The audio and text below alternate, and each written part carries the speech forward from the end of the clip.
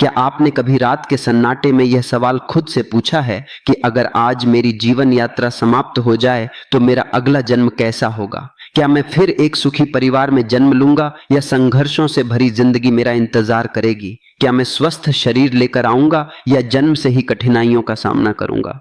यह सवाल जितना रहस्यमय लगता है उतना ही गहरा भी है। हर धर्म, हर दर्शन और हर युग के महान संतों ने एक बात बार बार कही है, मनुष्य का भविष्य किसी संयोग से नहीं बनता बल्कि उसके कर्मों से बनता है। आज हम जो सोचते हैं, जो बोलते हैं और जो करते हैं वही हमारे आने वाले कल की नींव रखते हैं। इसलिए यदि आप सच में जानना चाहते हैं कि आपका अगला जन्म कैसा होगा तो उसका उत्तर किसी ज्योतिषी, किसी भविष्यवक्ता या किसी चमत्कार में नहीं बल्कि आपके आज के कर्मों में छिपा है। बहुत से लोग यह मानते हैं कि भाग्य पहले से लिखा हुआ है और इंसान कुछ बदल नहीं सकता, लेकिन यदि ऐसा होता तो मेहनत, ईमानदारी, दया और त्याग जैसी बातों का कोई अर्थ ही नहीं रह जाता।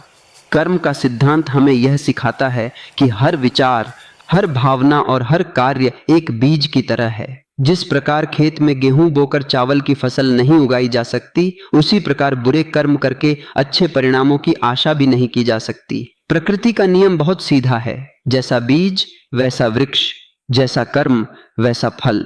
सोचिए, जब कोई व्यक्ति दूसरों को धोखा देता है, झूठ बोलता है, किसी का हक छीनता है या अपने स्वार्थ के लिए किसी को दुख पहुंचाता है, तो क्या यह सब बिना किसी परिणाम के समाप्त हो जाता है? बाहर से देखने पर ऐसा लग सकता है कि वह व्यक्ति सफल हो गया, लेकिन कर्म का हिसाब समय के साथ पूरा होता है, कभी इसी जीवन में तो कभी भविष्य में। कर्म का नियम जल्दी या देर से लेकिन अपना परिणाम अवश्य देता है। इसी प्रकार यदि कोई व्यक्ति बिना किसी स्वार्थ के किसी की सहायता करता है, भूखे को भोजन देता है, सत्य का साथ देता है, अपने माता पिता का सम्मान करता है, ईमानदारी से मेहनत करता है और दूसरों की खुशियों में अपनी खुशी ढूंढता है, तो वह केवल वर्तमान को ही नहीं अपने भविष्य को भी उज्जवल बना रहा होता है। ऐसे कर्म मनुष्य के भीतर सकारात्मक संस्कार बनाते हैं और यही संस्कार अगले जन्म की दिशा तय करने में महत्वपूर्ण भूमिका निभाते हैं। लेकिन यहाँ एक बहुत गहरी बात समझने की आवश्यकता है। केवल बाहरी कर्म ही नहीं, हमारे भीतर चलने वाले विचार भी कर्म हैं। यदि बाहर से हम अच्छे दिखाई दें लेकिन भीतर ईर्ष्या, घृणा, लालच और अहंकार से भरे हों तो यह भी हमारे कर्मों का हिस्सा बनते हैं। मनुष्य पहले अपने मन में निर्माण करता है, फिर वही बाहर उसके व्यवहार में दिखाई देता है। इसलिए अपने मन को शुद्ध करना भी उतना ही आवश्यक है जितना अपने कार्यों को। महान संतों ने हमेशा कहा कि मनुष्य अपने भाग्य का निर्माता स्वयं है। ईश्वर अवसर देता है लेकिन चुनाव मनुष्य करता है। हर दिन हमारे सामने दो रास्ते होते हैं, एक आसान लेकिन गलत और दूसरा कठिन लेकिन सही।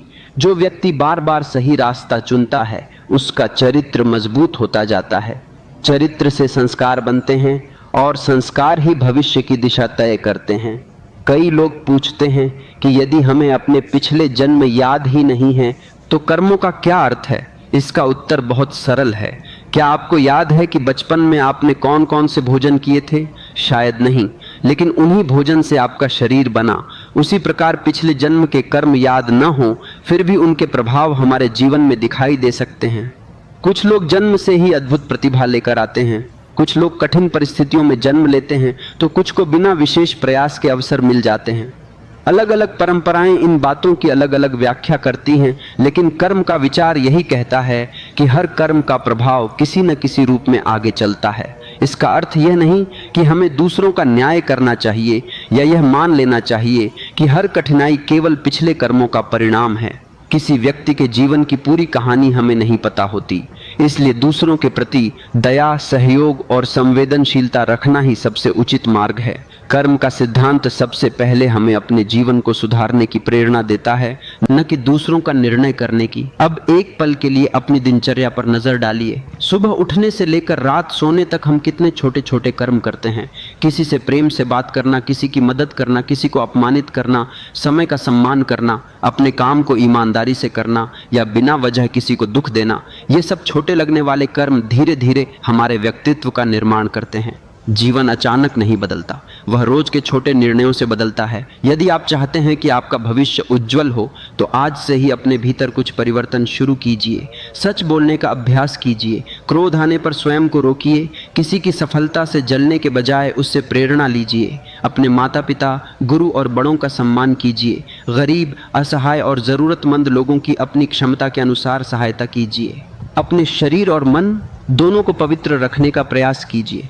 यह केवल नैतिक बातें नहीं हैं, बल्कि ऐसे अभ्यास हैं जो धीरे धीरे आपके संस्कारों को बदल सकते हैं। याद रखिए, कर्म केवल मंदिर जाने या पूजा करने का नाम नहीं है।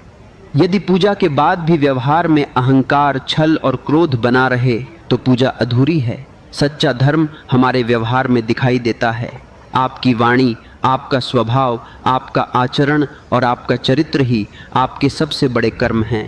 एक और महत्वपूर्ण बात यह है कि कर्म का फल हमेशा तुरंत नहीं मिलता। जैसे किसान बीज बोने के अगले दिन फसल की उम्मीद नहीं करता, वैसे ही अच्छे कर्मों का परिणाम भी धैर्य के साथ आता है। कई बार लोग कहते हैं कि अच्छे लोगों के साथ बुरा क्यों होता है। इसका उत्तर इतना सरल नहीं है।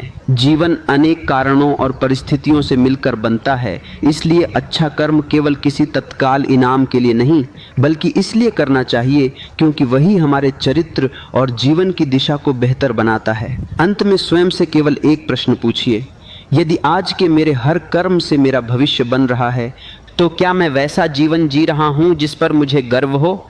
यदि उत्तर हाँ है तो उसी मार्ग पर चलते रहिए। यदि उत्तर नहीं है तो यही सबसे सही समय है बदलने का, क्योंकि भविष्य किसी एक बड़े फैसले से नहीं बल्कि आज किए गए छोटे छोटे सही कर्मों से बनता है। याद रखिए, अगला जन्म कैसा होगा इसका अंतिम उत्तर किसी रहस्यमयी जगह पर छिपा नहीं है। वह हर दिन आपके विचारों, आपके शब्दों और आपके कर्मों में लिखा जा रहा है। इसलिए आज ऐसा जीवन जिएं कि चाहे अगला जन्म हो या यही जीवन, दोनों आपके अच्छे कर्मों की रोशनी से प्रकाशित हों। अगर आपको यह विचार प्रेरणादायक लगा हो तो वीडियो को लाइक करें, अपने विचार कमेंट में ज़रूर लिखें और ऐसे ही गहरे आध्यात्मिक और प्रेरक विषयों पर वीडियो देखने के लिए हमारे चैनल को सब्सक्राइब करना न भूलें।